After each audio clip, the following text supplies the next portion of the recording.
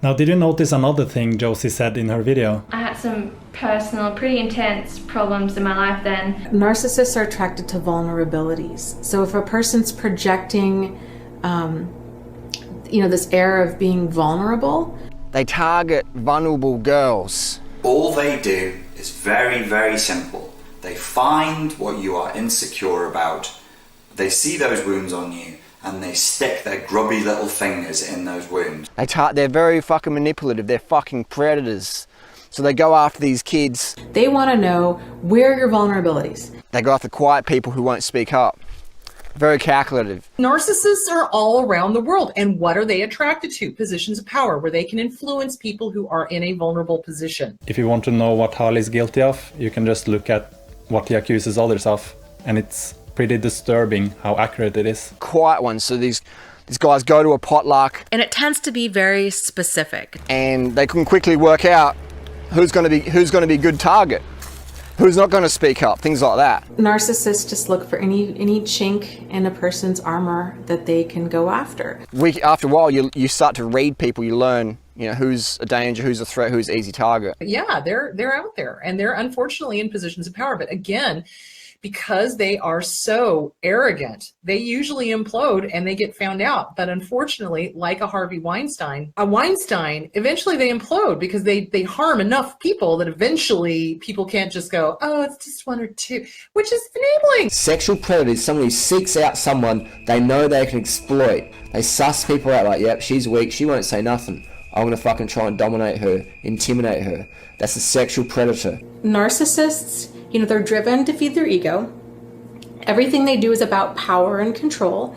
A lot of them tend to be sadistic, which means they like to inflict pain. And a lot of them are really big into humiliation and degradation. And this girl comes from a culture where they're sort of quiet and don't rock the boat. And this person knew that, and they took advantage of that. Again, the sadism part, the causing pain. This can be physical pain. They could be very physically abusive.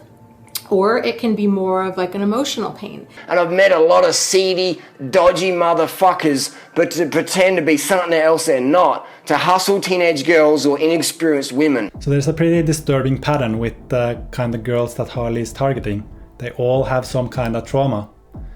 As we just saw, Josie was going through something difficult. We have a girl that was abused by her father. We have someone that was bashed by her husband. And remember I told you that Hanna was diagnosed with PTSD. The reason Hanna was diagnosed with PTSD was because she was sexually assaulted as a teenager. And this is something she struggled with through her whole teens. She didn't date anyone, she didn't sleep with anyone. And at 22, she finally told someone about it, and she reported it and went into counseling. And after 8 months of counseling where she didn't work or do anything, she was just dealing with this trauma. After that, one of her ways to start over and start fresh was to move to Thailand. She was actually supposed to move to South Korea, but she got a better job offer in Thailand, so she moved there. Now, how did Harley know about this trauma in Hanna's life? I'll show you how. Now, do you remember that Joe Best situation that Harley created? During that situation, Hanna sent this message to Freelee and her mom, telling them that she had experienced sexual abuse in her past. Now, Hanna told them this in confidence, but clearly they didn't keep it private. As Harley proved in the message he sent to Hanna's brother, he knew about this. Now things start to make sense. It wasn't this young female in her early 20s that was interested in this scrawny old man. It was this 40-year-old man that targeted Hanna. These girls got preyed on by this motherfucking predator. They got targeted. Do you think they miraculously grow confidence and go, hey, I'm going to stand up, I'm going to call the cops and go to court and make this all public? They don't have that right now. And so they're a bit more like, I don't want to rock the boat, just be quiet, I'm embarrassed, oh my God, I regret it, I was silly, whatever. And that's why it's easy for sexual predators to get away with it. Because the society won't back women, and women won't back women. Women won't even back themselves. Most women are taught that they're worthless, you're a good girl, you deserve to earn less, you're just weak, you're shit, fuck off. That's what we do, we tell women you're shit. And so when something happens to them, no wonder they stay quiet or don't want to rock the boat. No wonder only 2% on average of sexual predators ever get convicted and prosecuted. Because the law system protects them. It's innocent until proven guilty. That's why they're fucking getting away with it, man. Because these girls are not going to speak up most of the time. And even if they do, they've got to jump so many fucking hoops to get something done. And all it takes is that predator to write to her and say, don't fucking say anything about me. What are you doing? What are you doing? You're trying to ruin my life, etc. And most girls are going, oh. And that's why they got preyed on the first time. And when I say low to no regard for rules and laws, I'm not just talking about the kind of rules and laws that a person would get thrown into jail for. I'm talking also about more of like social contract kind of laws. So questionable ethics, questionable morals, questionable values. Now, even though Freelee knew about this, and Hanna had told her in the Skype call that she had said no over and over again but wasn't listened to, Freelee still decided to get involved and sent Harley this private conversation that she knew didn't tell the whole story, so Harley could use it against Hanna. She also sent this Facebook message after Hanna's video. So here's Freelee telling Hanna that her video was seriously unnecessary and that it wasn't 100% accurate. Now that's interesting because Freelee has confirmed herself everything Hanna said in her video. Freelee also told a journalist that Hanna got a world of hate for her lies. So Freelee recognized that Hanna got a world of hate, but still she didn't stick up for her. And the narcissist might be telling them, you know, she threw herself at me or he threw himself at me. And so she might, most likely, is going to tell herself, well, these other women are crazy. They're the problem, right? They just keep throwing themselves at him, that he's not the problem. That these other women are bitter, or they're jealous, or they're jaded, or they're crazy, or. So denial is deadly. That they don't want to admit or deal with the fact that their partner is a molester. They don't want to admit or deal with the fact that their partner is an abuser, that they've picked wrong. And it's their ego. It's their ego that gets in the way. The ego is the one that stops them from preventing the other person from harming. And they don't want to acknowledge or deal, and so they go into denial. Now Freelee still to this day hold on to the idea that Hanna is a liar, even after she has confirmed the steroids, confirmed the girls, confirmed everything Hanna said in her video.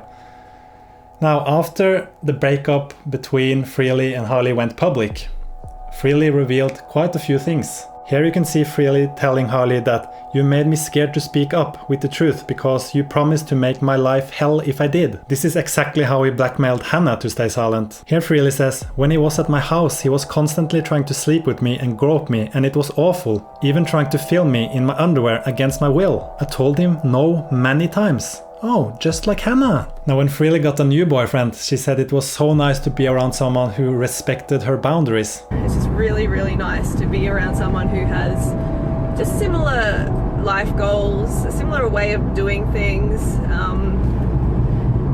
a similar way of just like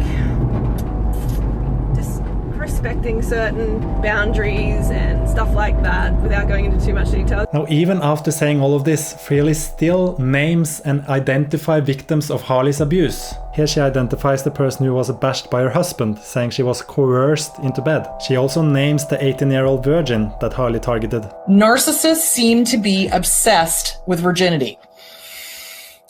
Whoever the narcissist is, whoever the abuser is, who wants to be the first, wants to be the one to have sex with you before anybody else because they are obsessed with virginity.